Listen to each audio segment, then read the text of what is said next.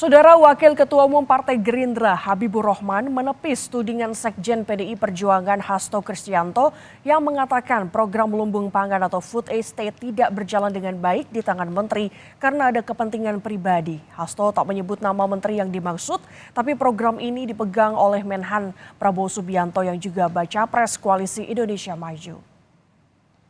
Wakil Ketua Umum Partai Gerindra Habibur Rahman menjelaskan, selama ini Prabowo bahkan sering berinisiatif memakai dana pribadi untuk membiayai beberapa program pemerintah.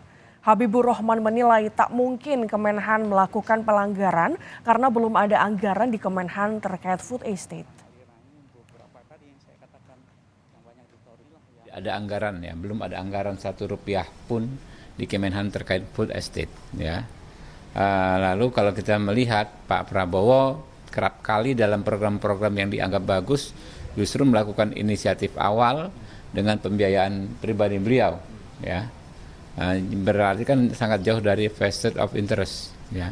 Saya nggak ngerti apa tuduhannya kemana ya, kroni itu siapa, kemudian menterinya siapa ya, yang jelas kalau di Kementerian Pertahanan tidak terjadi. Sebelumnya, PDIP menyebut program lumbung pangan atau food estate tidak berjalan dengan baik karena ada kepentingan pribadi.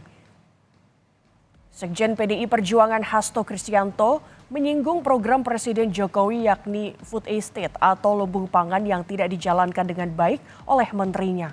Menurut Hasto, selama ini program tersebut merupakan bagian dari platform PDI Perjuangan di bidang pangan.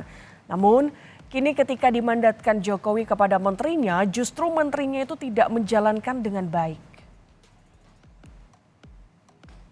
Ya, food estate merupakan bagian dari platform PDI Perjuangan di bidang pangan.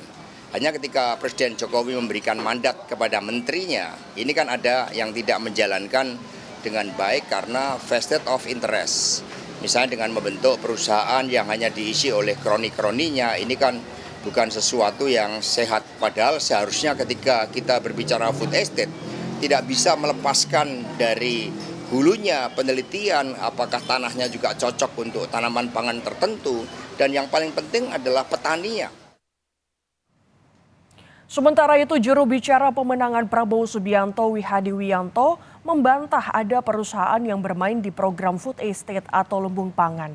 Wihadi menambahkan saat ini program food estate masih dalam tahap awal yaitu land clearing.